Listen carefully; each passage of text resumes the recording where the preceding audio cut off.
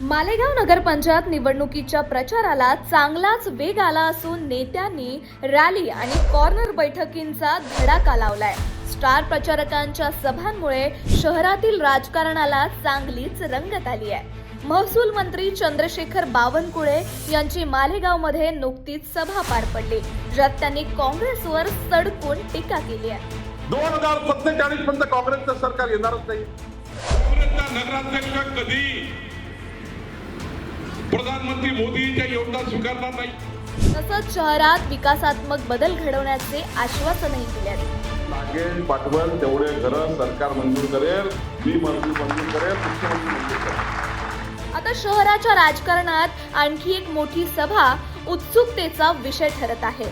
26 नोव्हेंबरला महाराष्ट्राचे उपमुख्यमंत्री आणि शिवसेना नेते एकनाथ शिंदे मालेगावमध्ये जाहीर सभा घेणार आहेत।